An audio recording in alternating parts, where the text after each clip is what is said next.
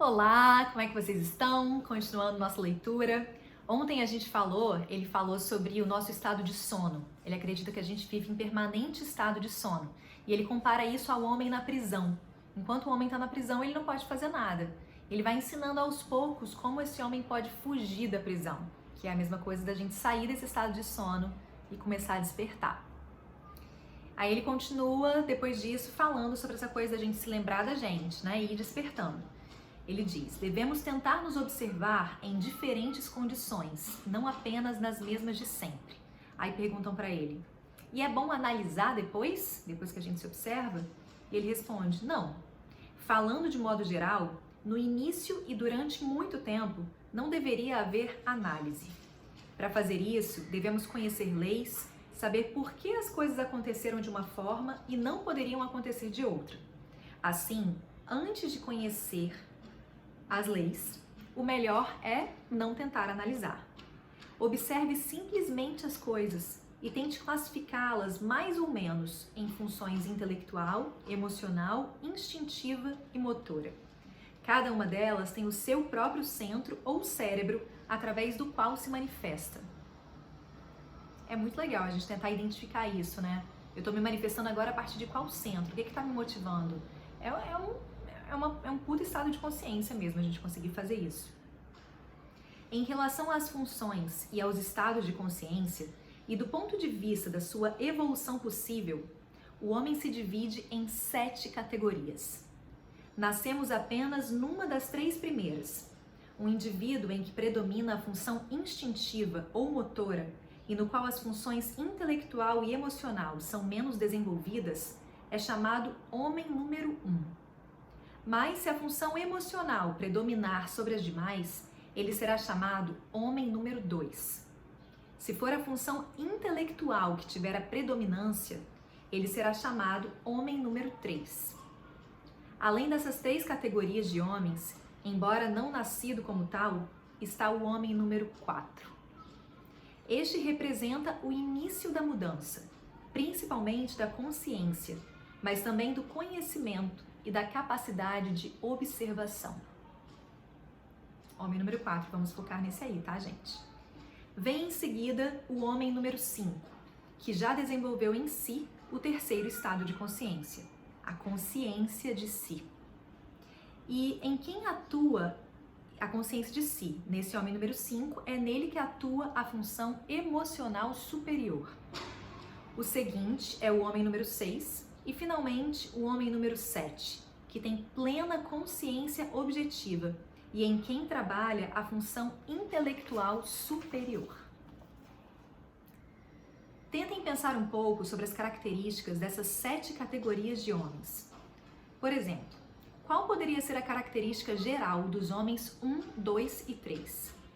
Antes de tudo, o sono. Os homens 1, 2 e 3, antes de começarem a se estudar em relação com algum sistema que lhes dê a possibilidade de estudo de si, passam toda a vida no sono. Antes de chegar num livro desse, antes de descobrir alguma coisa que vá podendo ajudar esse homem a despertar. Eles passam toda a vida no sono. Só aparentam estar despertos. Na verdade, nunca acordam. Ou se o fazem por um momento, olham em torno e caem de novo no sono. Essa é a primeira característica dos homens 1, 2 e 3. A segunda é o fato de que, embora tenham muitos eus diferentes, alguns desses eus nem sequer se conhecem mutuamente. Um homem pode ter atitudes bem marcadas, convicções categóricas ou opiniões definidas, e por outro lado, ter convicções, opiniões, gostos e aversões completamente diferentes, e um não conhecer o outro. Essa é uma das principais características dos homens 1, 2 e 3. Eu coloquei aqui do lado, né? A questão sobre conhecer cada um dos meus eus e ter consciência da contradição entre eles.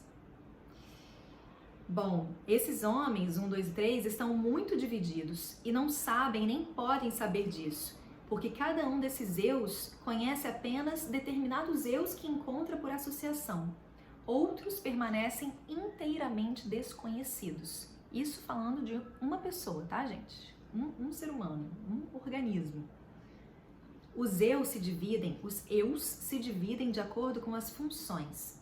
Há eus intelectuais, emocionais, instintivos e motores. À sua volta, eles conhecem algo, mas não conhecem nada para além disso.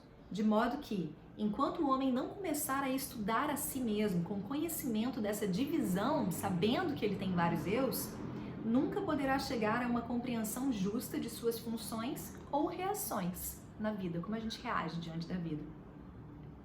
Este sono e a ausência de unidade do homem criam nele outra característica muito importante, a sua completa mecanicidade.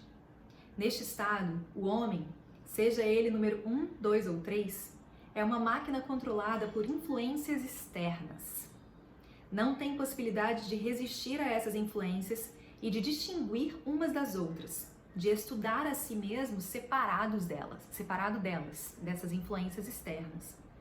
Vê-se sempre em movimento e tem uma ilusão muito forte, fixada há muito tempo, de ser livre para ir aonde quer, de que se movimenta de acordo com o seu desejo e pode ir para a direita ou para a esquerda. Ele não pode fazer isso. Se se movimenta para a direita, significa que não poderia se movimentar para a esquerda. A vontade é uma ideia totalmente errada. Essa vontade não existe. Só pode existir no homem que tem um eu controlador. Enquanto o homem tiver muitos eus diferentes, que não se conheçam mutuamente, terá apenas um número igual de vontades diferentes. Cada eu tem sua própria vontade. Não pode haver outro eu ou outra vontade. Mas o homem pode chegar a um estado em que adquire uma vontade. Só pode chegar a ele através do desenvolvimento da consciência. São esses os rudimentos dos princípios desse sistema. Aí o negócio começa a esquentar, né? São os nossos diferentes eus produzindo vontades diferentes. Eu quero uma coisa, depois eu quero outra, agora eu quero outra, eu quero dormir cedo, no dia seguinte eu acordo querendo dormir cedo, na hora de dormir eu quero dormir tarde de novo. São muitas vontades sendo manifestadas ao mesmo tempo, de maneiras diferentes e de um jeito que a gente não consegue controlar, porque a gente não tem essa consciência de que a gente é muitas vontades manifestadas ao mesmo tempo, por muitos eus. Continuando. Respira e vamos lá. Agora quero dizer mais uma coisa. Começamos com a psicologia, o estudo de si, da máquina humana, dos estados de consciência, dos métodos para corrigir as coisas e assim sucessivamente. Mas ao mesmo tempo, parte importante do sistema é consagrada às doutrinas das leis gerais do universo. Tá começando a esquentar de fato, tá, gente? Porque não poderemos sequer nos compreender sem conhecer algumas das leis fundamentais que estão por trás de todas as coisas.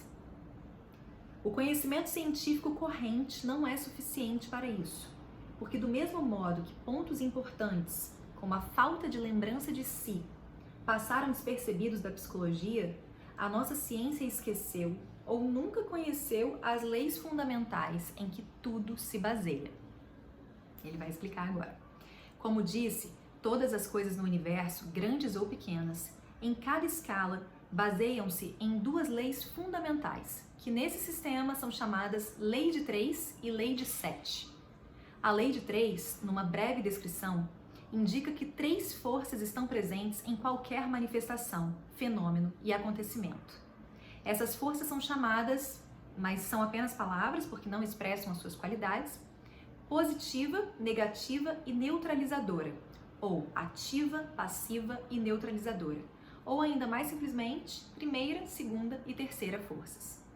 Essas 3 forças estão presentes em tudo. Em muitos casos, compreendemos a necessidade de 2 forças. Compreendemos que uma força não pode criar uma ação, que há ação e reação. Mas geralmente não temos consciência da terceira. Tal fato está ligado ao estado do nosso ser, da nossa consciência. Acredito que ele está se referindo a isso da gente estar dormindo, né? No outro estado, estaríamos conscientes disso em muitos casos em que não o vemos agora. A lei de 7 deve também ser descrita resumidamente.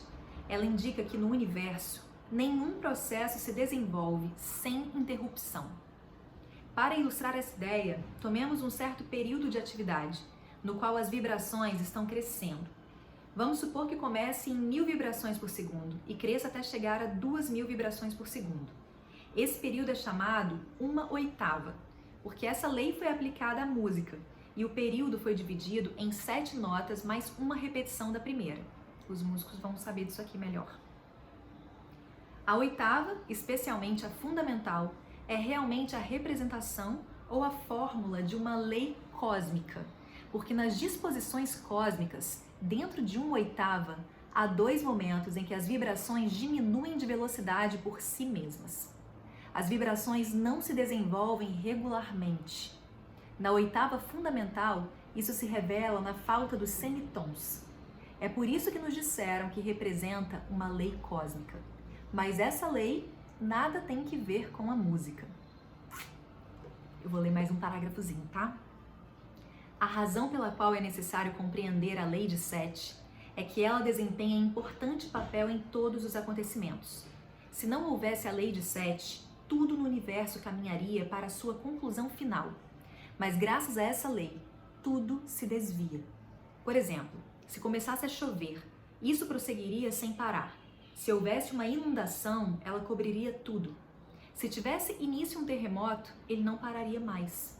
Mas todos esses... Cara, eu arrepiei agora. Mas todos esses fenômenos se detêm por causa da lei de Sete. Porque em cada semitom que falta, as coisas se desviam, não seguem em linha reta. A lei de Sete explica também porque não há linhas retas na natureza. Tudo em nossa vida e na nossa máquina está baseado também nessa lei. Dessa forma, estudá-la-emos no trabalho do nosso organismo, porque temos que nos estudar não apenas psicologicamente, não apenas em relação à nossa vida mental, mas também em relação à nossa vida física. Nos nossos processos físicos, encontramos muitos exemplos da ação dessa lei. Que legal, né? Ao mesmo tempo, a lei de Sete explica que, se soubermos como e em que momento fazê-lo, poderemos dar um choque adicional numa oitava e manter a linha reta. Podemos observar na atividade humana como as pessoas começam a fazer uma coisa e depois de um tempo fazem na realidade outra coisa completamente diferente, ainda que dando-lhe o primeiro nome, sem notar que as coisas mudaram inteiramente. Mas no trabalho pessoal, sobretudo no trabalho ligado a esse sistema, devemos aprender como evitar que essas oitavas sofram desvio, como mantê-las em linha reta. Do contrário, não chegaremos a parte alguma. Gente, isso é muito precioso. Vamos continuar entendendo isso junto. Tá sendo maravilhoso estar aqui com vocês, fazendo essa leitura. Tá sendo muito bom para mim também. Se você estiver curtindo, compartilha para que esse conteúdo possa chegar em mais pessoas. Um beijo bem grande, até amanhã.